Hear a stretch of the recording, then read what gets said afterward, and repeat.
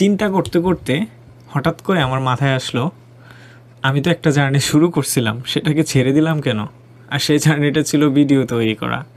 এতদিন যাবৎ আমি কি ভিডিও তৈরি করছি না করছি সেটা আমি নিজেও যখন আমার আগের ভিডিওগুলোকে দেখতাম, হাসি তো পাইতো, আবার একটু শাইও ফিল হইতো, আর সব মিলে হচ্ছে হজবরল অবস্থা। আপনি যখন কথা বলেন, আপনার কথার মাধুর্যতা, বডি ল্যাঙ্গুয়েজ সব কিছু মিলিয়ে আপনার পরিচয়টা ফুটে ওঠে। আর আপনি যখন চুপ থাকেন, তখন আপনি কেমন, ভালো খারাপ না কি, এটা কোনো কিছুই পরিলক্ষিত হয় না। আপনার কিছু কিছু বিষয় নিয়ে আপনার ফ্রেন্ড সার্কেল কখনো আপনাকে সাপোর্ট দিবে না। কিছু কিছু ফ্রেন্ড সার্কেল সবসময় আপনার ভালো চাইবে, যে আপনি ভালো কিছু করেন, যেমনও চেষ্টা করতেছেন ওই লাইনে যাতে আপনি ভালো কিছু করেন।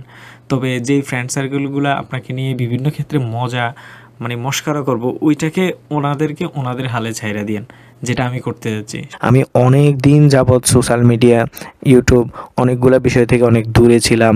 নিজের ভিতরে কিছু পরিবর্তন আনার চেষ্টা করতেছিলাম। সেই কারণেই আমি চাই যে মানুষকে পরিবর্তন না করে নিজেকে আগে একটু পরিবর্তন করি।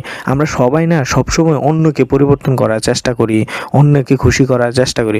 এটা না করে প্রত্যেকটা মানুষেরই উচিত তার নিজেকে খুশি করা এবং পরিবর্তনগুলা তার নিজের মাধ্যমে শুরু করা।